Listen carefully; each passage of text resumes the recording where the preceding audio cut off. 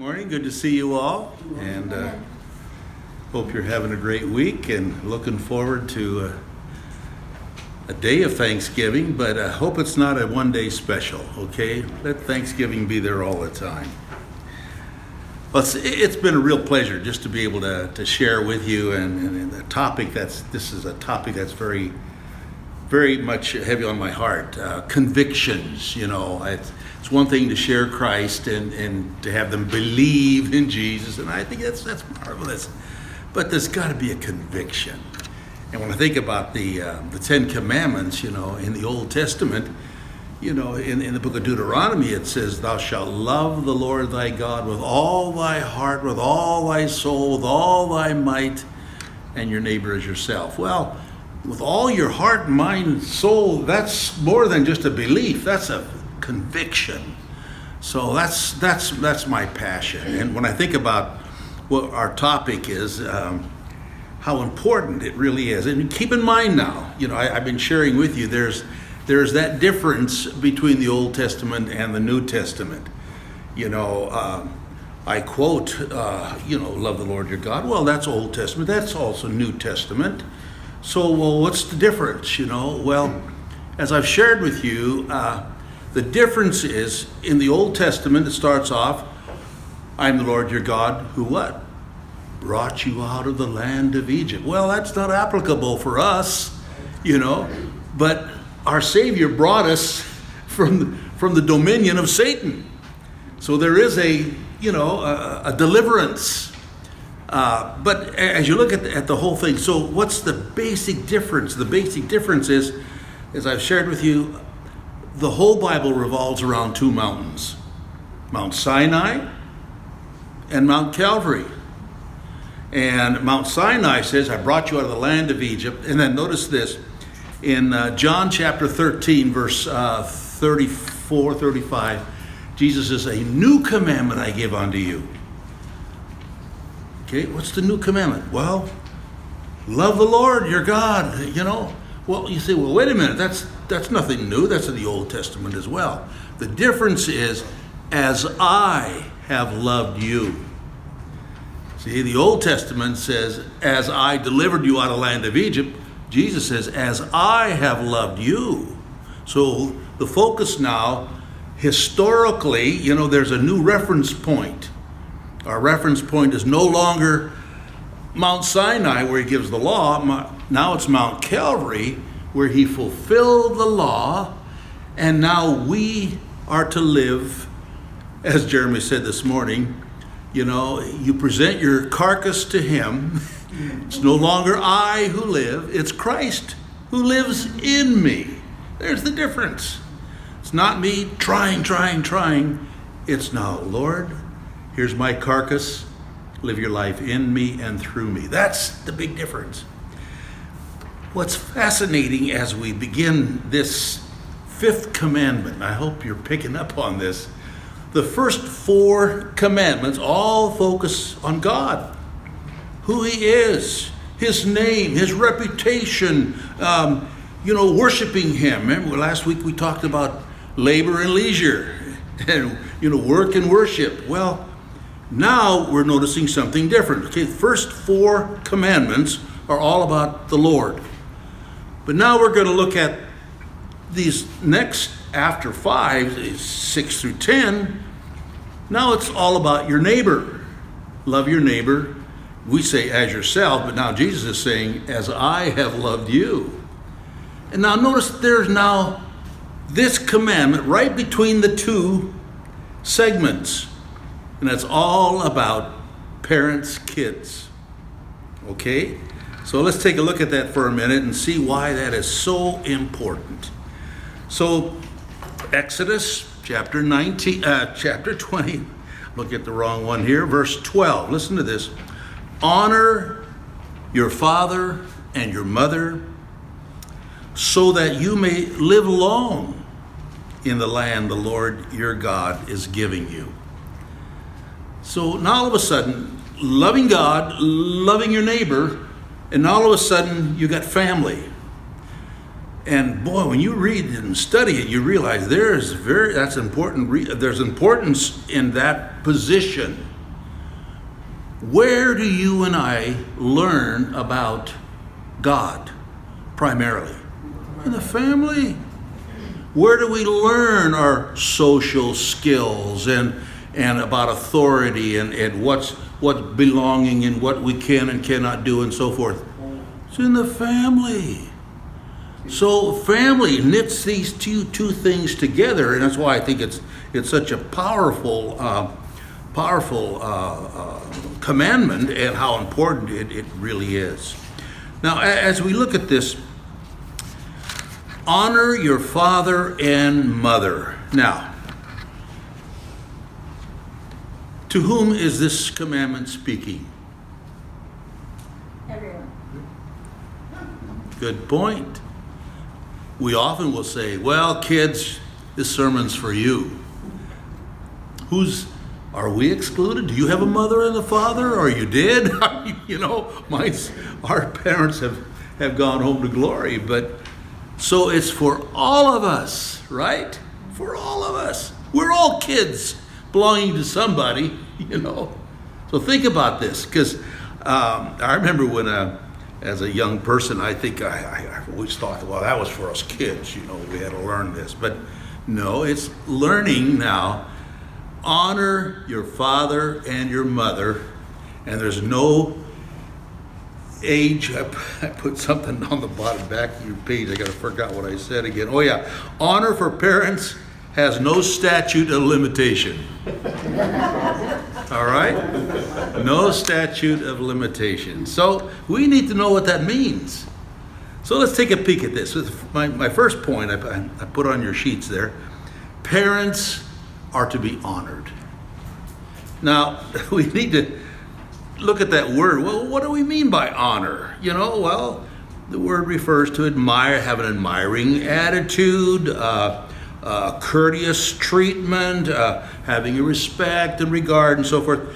I've kind of narrowed it down to 3 words I think are really important as far as honoring father and mother. So the first thing is, parents are to be honored. Now we got to say, well, what's manner of honoring? Okay, I think that's your first blank I got here there.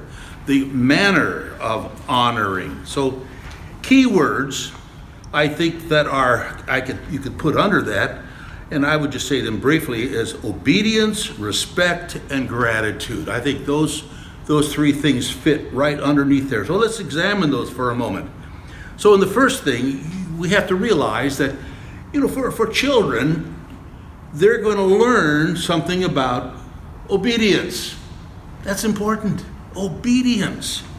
Children need to obey. That's how they learn from mom and dad. Well, let's take a look at some scripture passages that bring that out. In Proverbs chapter 1, 8 and 9, listen to what it says. Listen, my son, to your father's instruction. Do not forsake your mother's teaching. There it is. It's just saying, now, listen, there's some words of wisdom here, and hopefully so. It doesn't always happen, but should happen. So there is this honoring, and I love it where there's another passage here in Proverbs chapter 4, 1 to 5. Let me read this. Listen, my sons, to a father's instruction, pay attention, gain understanding. I give you sound learning, so do not forsake my teaching. For I too was a son to my father, still tender and cherished by my mother. Then he taught me, and he said to me, take hold of my words with all your heart.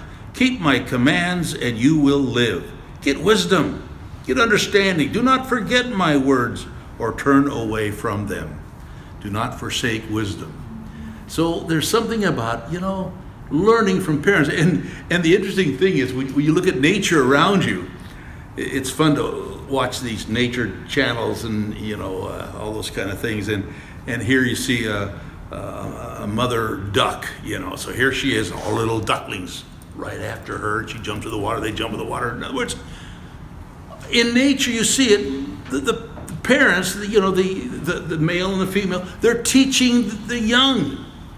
teaching the young. It's something it should be natural. And I remember,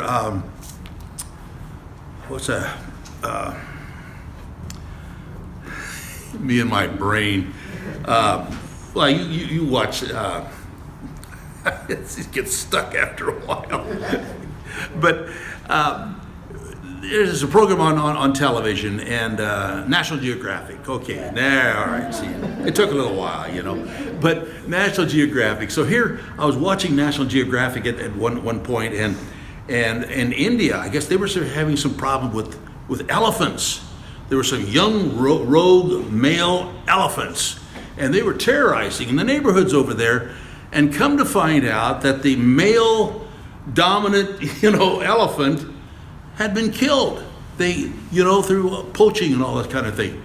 And so what they ended up doing, they got some other big male elephants to come in there, and those big male elephants toned down the little rogues who were terrorizing everything and taught them some discipline, And I thought, yeah, see, it's ingrained in nature, which it should be, teaching, should be teaching.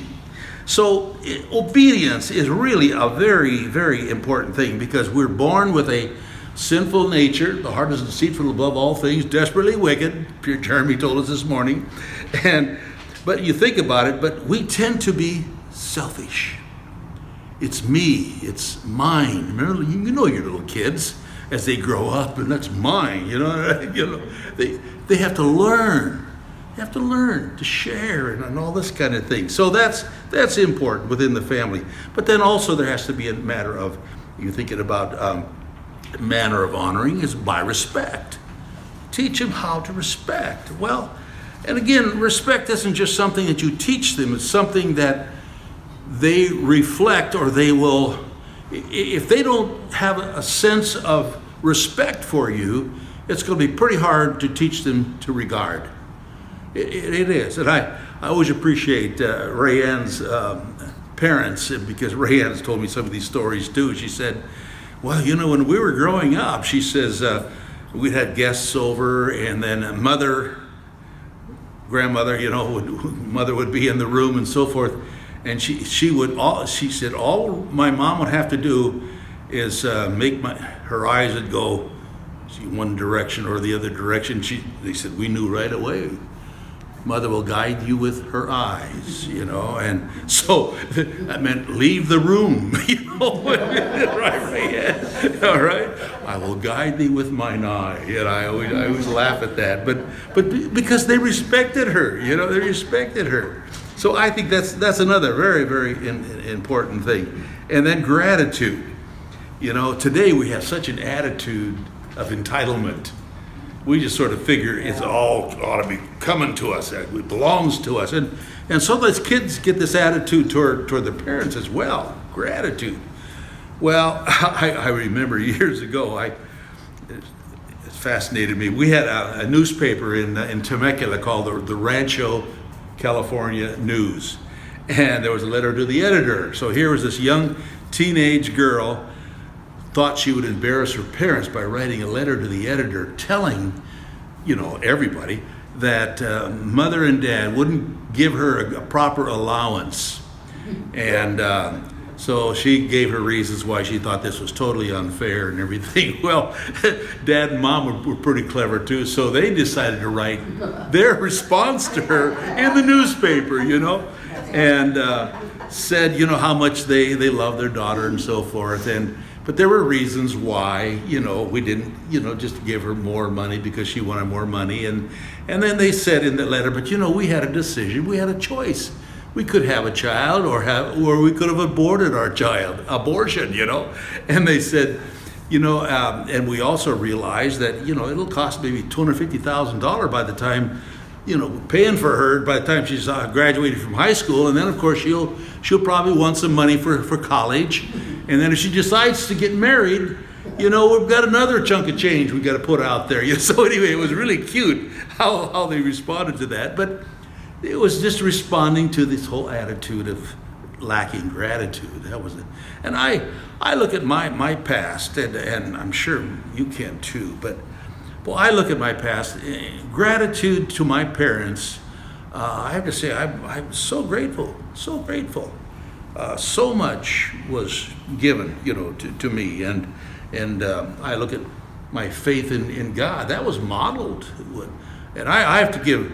A lot of times they'll have a praying mother and so forth. Well, great, I had a praying mother, but I had a dad that I really could look up to. My dad was not a very verbal person. He wasn't, but he was a gentle of heart, and I could just see what hard work and the whole thing, but he loved the Lord. I knew that. See, that was such a beautiful thing. But gratitude, and and I just think of my folks too. They set money aside for our kids to go to college. They put it in a trust fund and the whole thing, and pretty well paid for my daughter's college education. And then my sons likewise, and I say, praise God for that. So gratitude, but learning to express that gratitude and to say thank you. I such a joy, our little grandson Tyler, and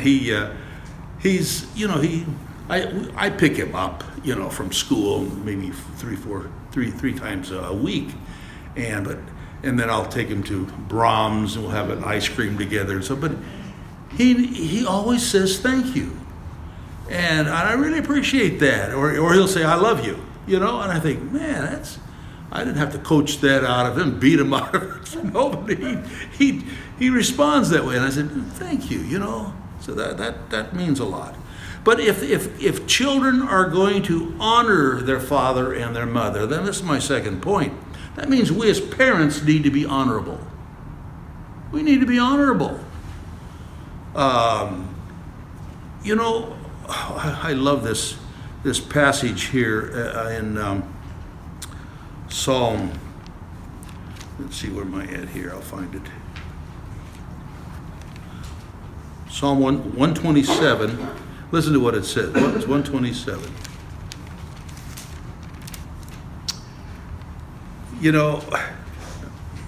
My thought here is, if you're going to be honorable, you've got to take into consideration, how do you view your children?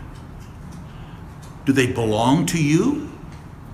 Are you, well, those are my kids, and well, wait a minute now. Listen to what this says. Children, this is Psalm 127:3. Children are a heritage from the Lord, offspring, a reward from Him. Like arrows in the hands of a warrior are children born in one's youth. Blessed is the man whose quiver is full of them. I love it. Our quiver wasn't quite that full, but still, we know our children came from the Lord. They were His blessings, So it's got to start with a sense of your own attitude toward your children. How do you view them?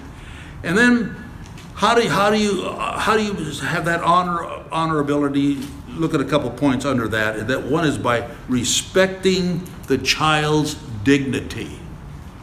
Look at them. I mean, sometimes you can look at them, you shake your head and say, well, where did that little rascal come from, That's all the bad points from his mother's side. We've learned that, we've learned that, right?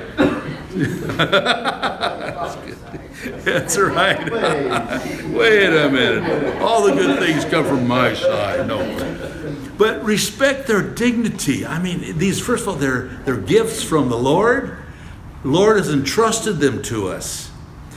And we then are the factors or the participants who help shape, mold, and direct their lives. But I always respect and appreciate this. This is one beautiful biblical picture. And take a look at Luke chapter 18, and listen to what it said, 18 verse 15. So here Jesus is teaching, and all of a sudden, verse 15, people were also bringing babies to Jesus for him to place his hands on them. The disciples saw this, they rebuked them. telling these parents, get away, the master has more important things to do, But Jesus called the children to him, and he said, let the little children come to me. Do not hinder them, for the kingdom of God belongs to such as these. Truly, I tell you, anyone who will not receive the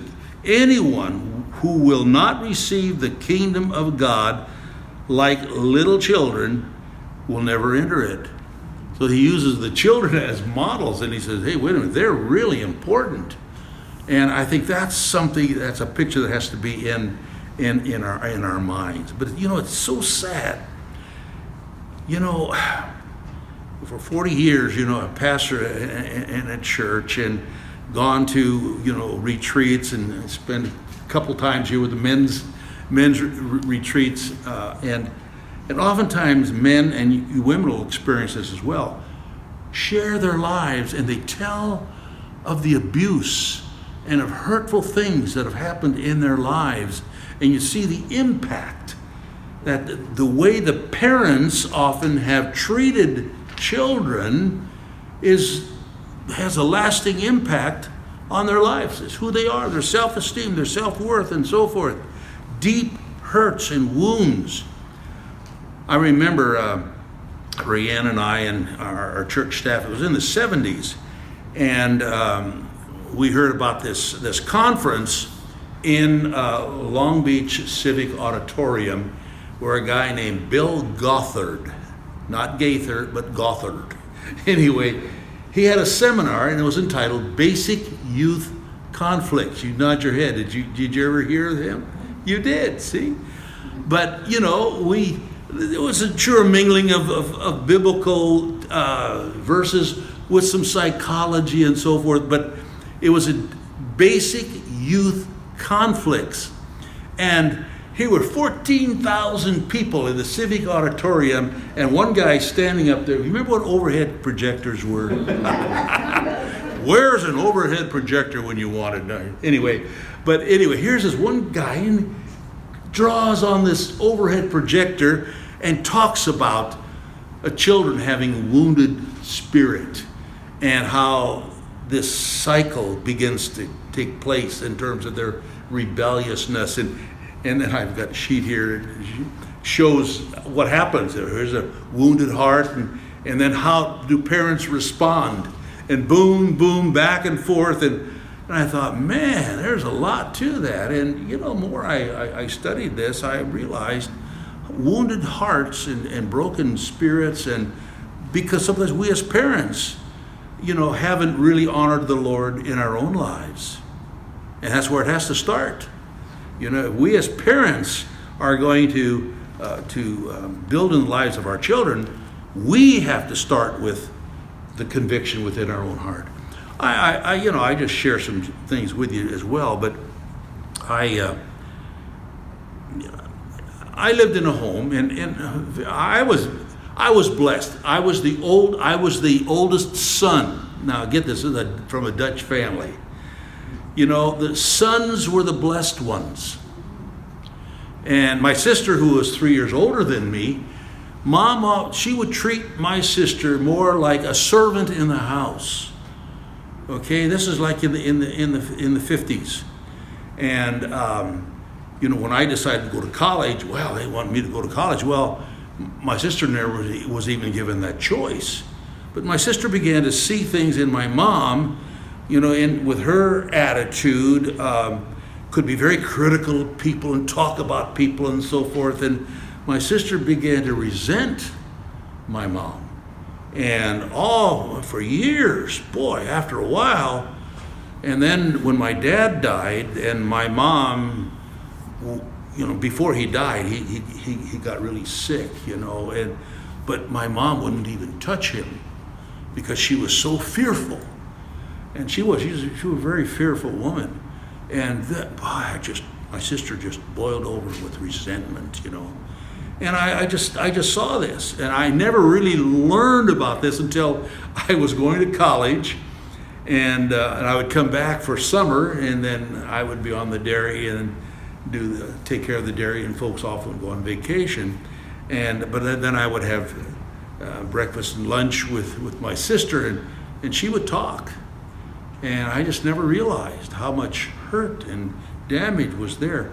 And it took her almost a lifetime before she died that she really came to realize what the grace of God was all about, because she was then fearful to stand before the Lord. She was afraid to die, because she thought God was going to judge her. And I said, Jeanette, look what the grace of God is, and so forth. So anyway, I just share that with you because I've experienced that.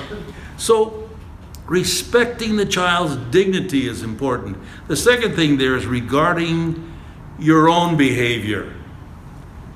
If we expect, the children to honor us, man, then we've got to come back and say, yeah, well, what about me? What's going on in my own life? Well, I just love this passage here in where am I at here? Ephesians chapter 4.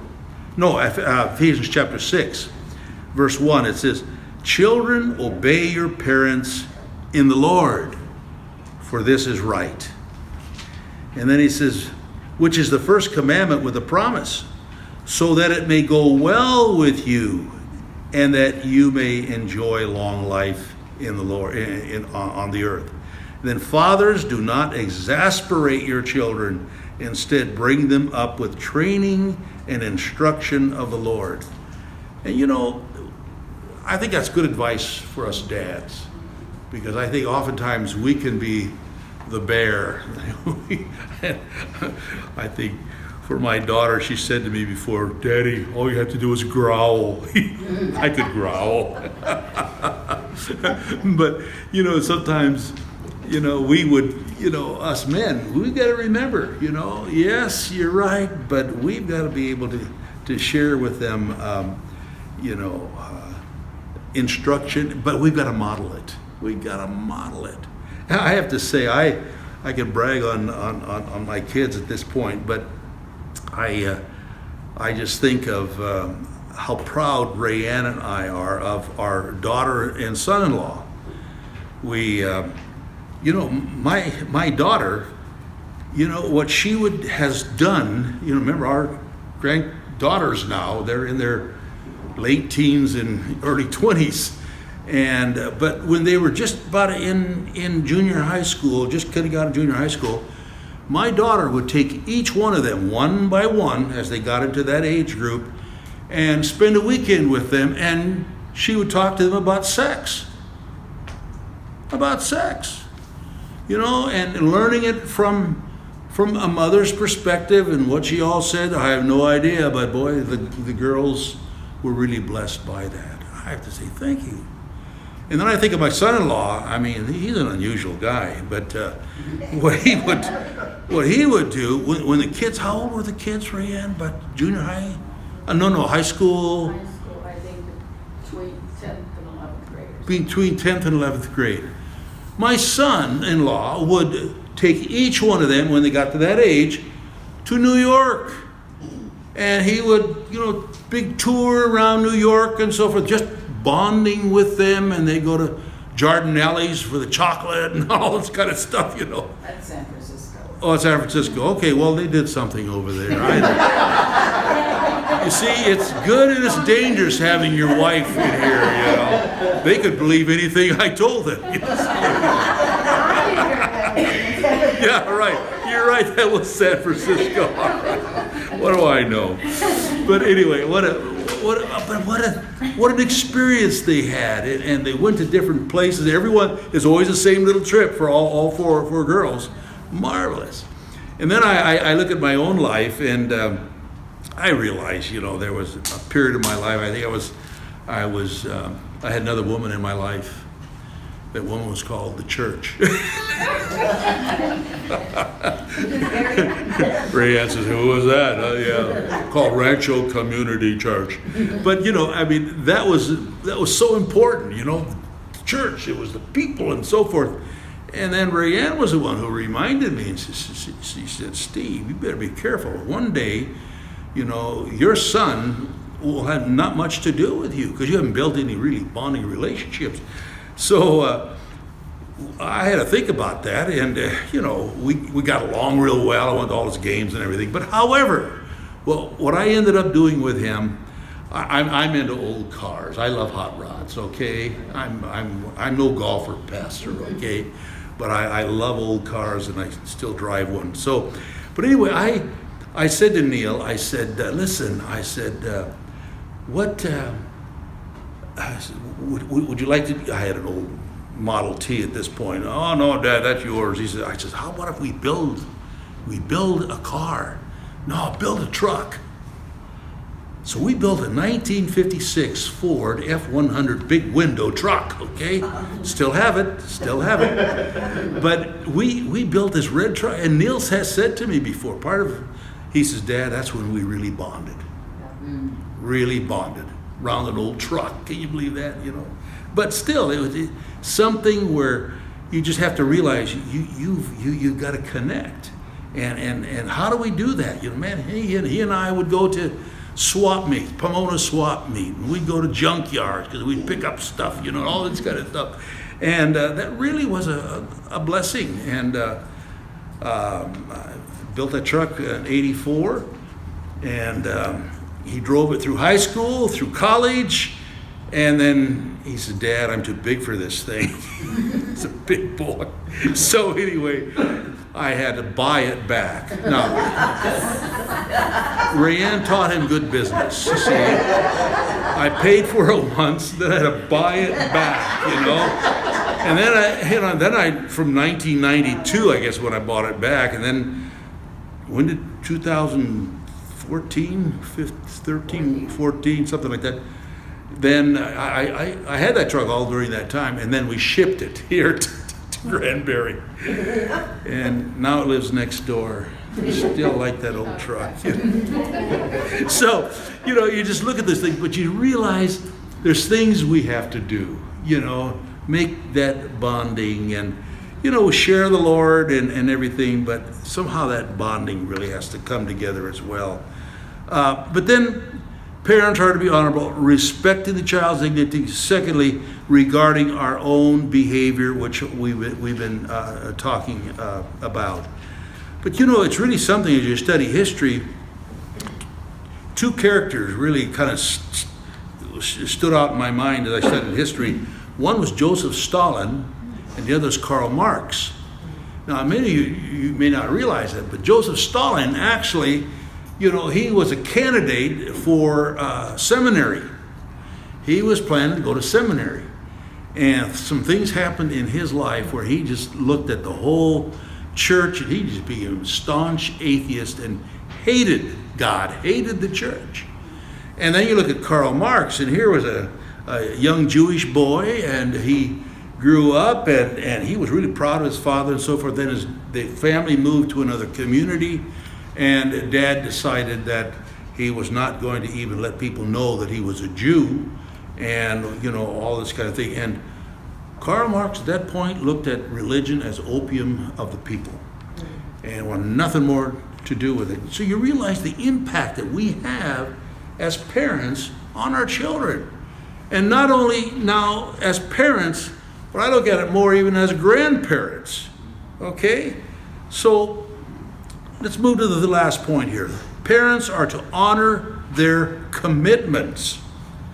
And to me, that's really important. What kind of commitments have we made? We need to be honorable in the sight of our children. This honorable behavior by parents relies on our own submission and willingness, of both to honor our commitments.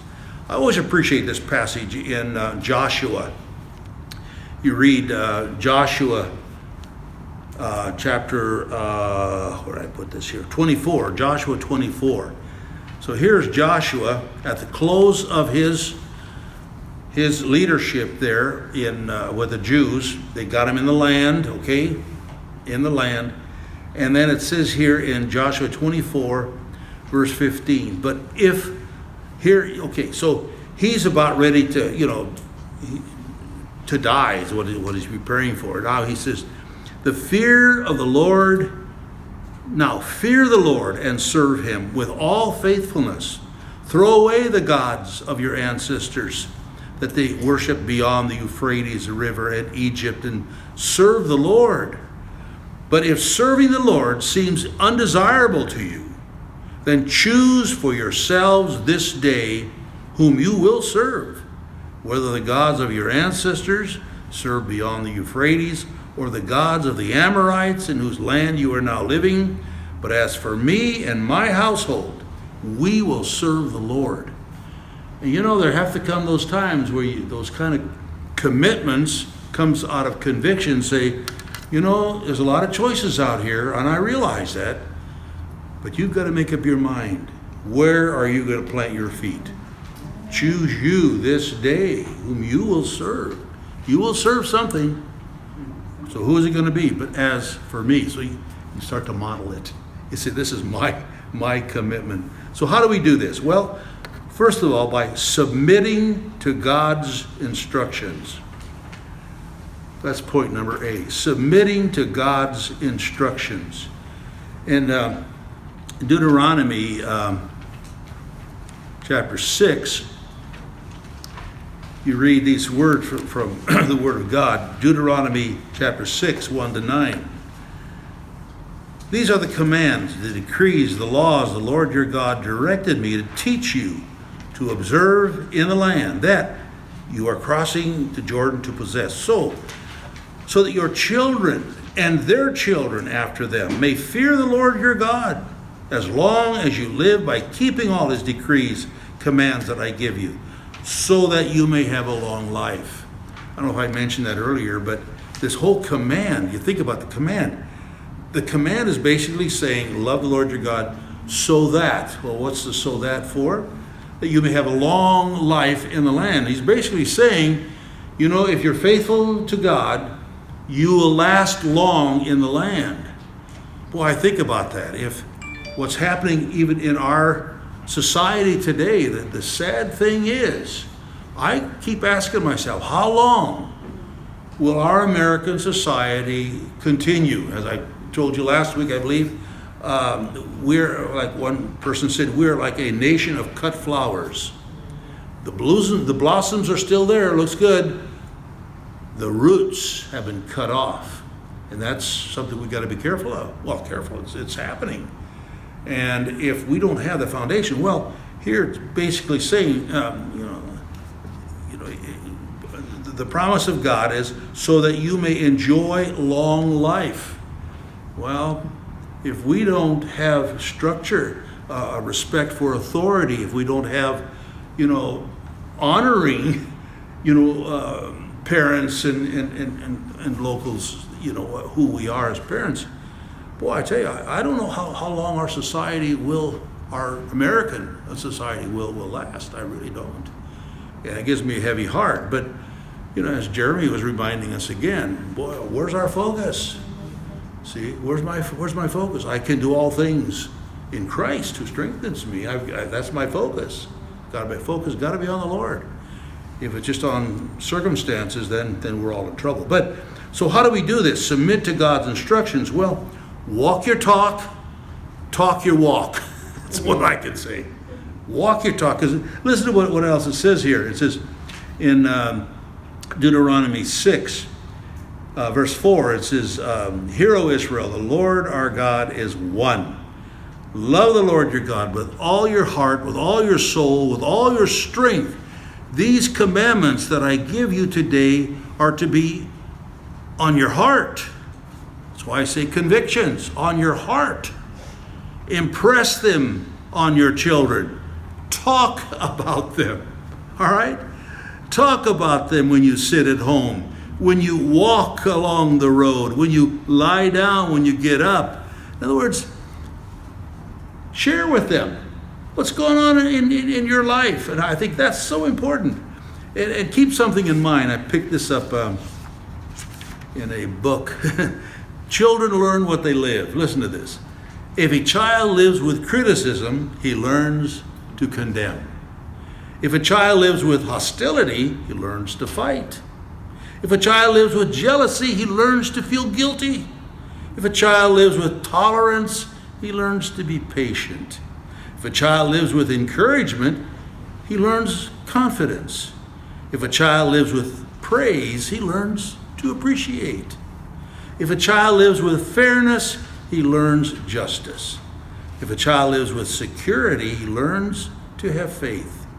If a child lives with acceptance and forgiveness, he learns to find love in the world.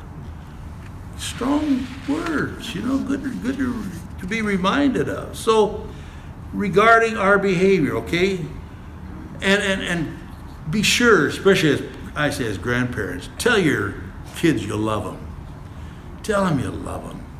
That means so much, that they are loved. And sometimes they may do some things that disappoint you, but tell them you love them. And then talk your walk, I said. Talk your walk. What valuable lessons have you learned, in life as a Christian? Share them with your kids and with your grandkids. I'll never forget, Mother and Dad, Rayanne's parents, they were with the Gideons. That was their ministry, the Gideons. And Mother was, Rayanne's mom, such a character. So Dad was finding a place to park the car, and they went to a hospital. They were going to pass out Bibles to the nurses that are in the hospital. So Mother comes, and Dad's finding a parking place, and she sits down on the bench, and they're sitting there on the same bench, a homeless guy, probably in his 30s, had a big long beard and long scraggly hair. And Mother now is telling this to the grandkids, Neil and Rhoda. She says, I sat there, I looked at this man sitting next to me, I looked in his eyes, and I could swear I saw Jesus. Saw Jesus. Now, she shared that, I don't remember a whole story again, but she shared the Lord with the guy, and I think gave him a nurse's Bible. He probably became a nurse after that.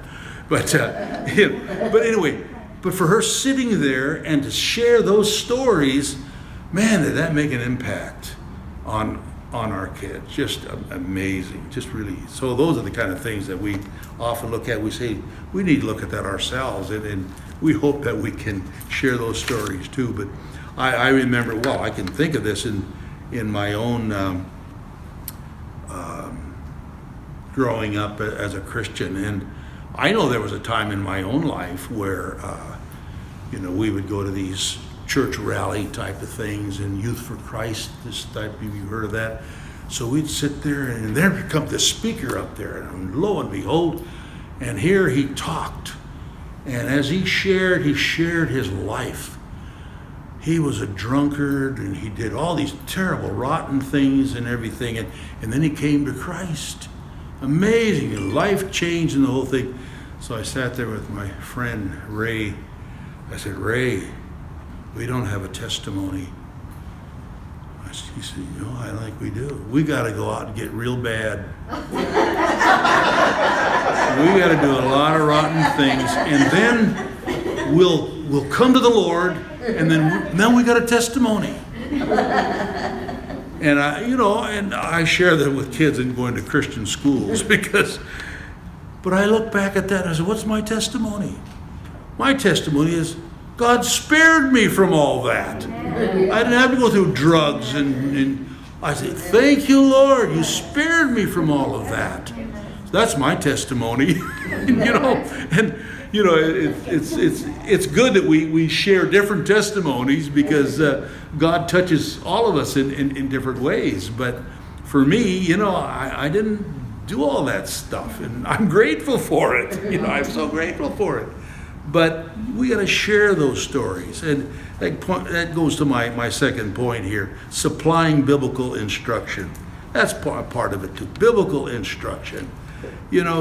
Share your personal experiences. How and when did you become a Christian? Ask your grandkids, what does baptism mean to you? What does it mean to you? Oh, I'm saved. Well, maybe you think that one through. Yeah, the water, granted, forgives you of your sin, but you need to understand something. You've died. You're dead. Put you under the water symbolizes no longer I who live, it's Christ who lives in me. Come up on the other side. What does it tell you? God's changed your name. My name is no longer Steve Struikman. I'm Steve Struikman Christian. That's my new family name. Don't ever forget your name. You know, that's what I'd be sharing with my kids. And you know, raise questions with them. But I also know times have changed. You know, two Aussies I remember as I was growing up. Ozzie Nelson. You remember Ozzie Nelson? You know? But then I've learned of another Ozzie. Ozzy Osbourne. Okay? So you realize as life goes on, there's different impacts in our life. So sometimes you need to sit with your kids or grandkids and say to them, hey, I'm just kind of curious, who has made the greatest impact on your life? Who do you look up to? Maybe from society or, you know, or from wherever, you know. But talk to them about that. Ask them, well, what is it? What does it mean to you? And so forth. And, you know, ask penetrating questions. These could be teachable moments. Teachable moments. You know, and I've had to make a shift too because I realize I like to talk. See? Rayanne says, don't talk so much. Listen a little more, you know. I think I have this wealth of knowledge that's got to be out there. But I've learned there is what is called the Socratic method. You ever hear of Socrates? He was a great philosopher, but he always asked questions. Jesus did that. Jesus did it too. Thank you. You're absolutely right.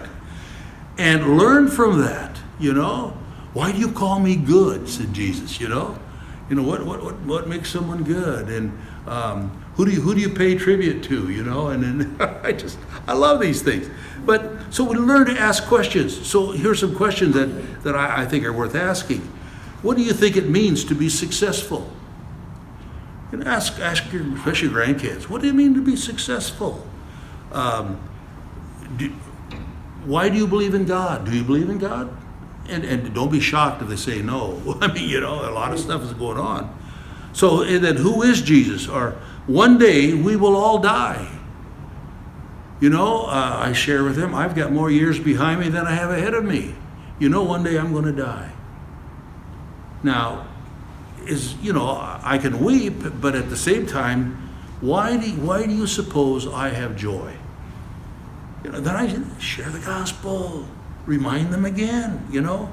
Is there life after death? How can you be sure that you're going to heaven?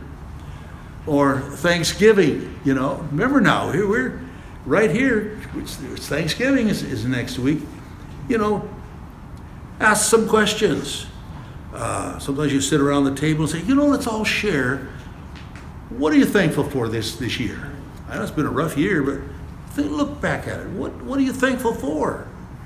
You know, and talk about it. And so here's the questions that I would ask, you know.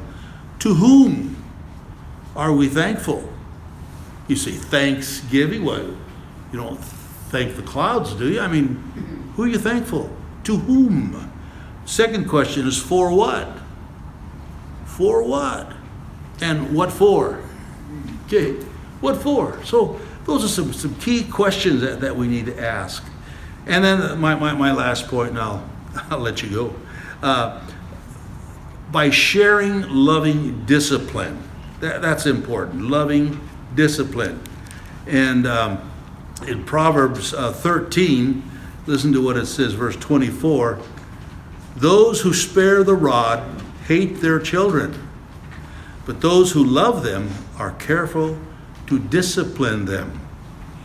Now, is discipline a negative word or is it a positive word? It should be positive. Because discipline, what you're helping them to understand, children, is that life, behavior, choices have consequences. And you need to know, you know, what these consequences are.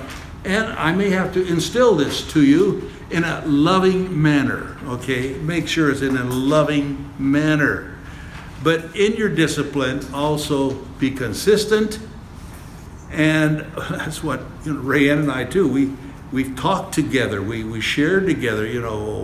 What's a good thing we should do here? And because I remember some families in Temecula where, the dad was, y'all come now, and he sort of was easygoing, and mom was very strict, and you could see the struggle sometimes in the lives of the kids, but they need to know that, you see, discipline helps them respect authority. It helps them to see where boundaries are in life and so forth. All you need to do is look around us today. When I see what some mayors and stuff have done, during these last several months, riots in the street, burning down buildings, and nobody has authority, nobody arrests, nobody, lets people know that there's consequences to your behavior. Well, that's the scary thing if that's a prevalent attitude within our society. But hey, we're Christians, and we live by the book, the Lord, and that doesn't mean strict and legalistic. No, because we love our neighbor as Christ loved us, and that's the new model. The new model is Jesus himself. So my prayer is that, as you look at your life, you may have this fifth conviction. You remember your sheets that I gave you here, but my children and grandchildren belong to the Lord. It is my responsibility to teach them scriptural principles. Godly character, here's a list here. Teach them scriptural principles, godly character, and basic Christian convictions. That's our job. See, that's our job. So, how important it is, that we honor our father and mother. And remember, it starts with us. Starts with us. And no matter, my mom lived to be 101, so, but I always wanted her to know that she was loved, she was special, and, I always think about that. I think how our kids see us treat our parents, hopefully, with respect, they will also treat us. Because if they've learned that, we don't tolerate older people, well, I got news for you, they're not going to tolerate you either. All right. God bless you. Let's close in prayer. Thank you, Steve. I have a question. Yes, ma'am. Excuse me. What would you say to a teenager that asks you, that knows Jesus, and learning, like we all are, asks you, how do you love someone Can't that see. you've never met? Yeah. You What love would you- through what would you loving say? other people. Yeah, how do you love someone that you don't even see? Okay. Because you're telling Sure. them you should love the Lord your Right. God above Right. all other. And Right. they say, well, how do you love somebody? Yes, right. Well, What would you say? what I basically would say is, that's a great question, and I understand it because I think I've struggled with it myself. I would milking cows, and I would get another herd of cows into the barn. I would look up at the stars, and I would say, man, it's amazing, but how can I get to know you? All I could do then is to go back and, as I share with people even today, would you take some time and read the Gospel of John? Read the Gospel of John. Ask yourself the question, who is this person? What is it about him that is so amazing, that has impacted a whole Western society for several thousand years? Who is this guy? Fall in love with Jesus. That's all I can say to a person. I can't do that for you. But I can say, read his letters.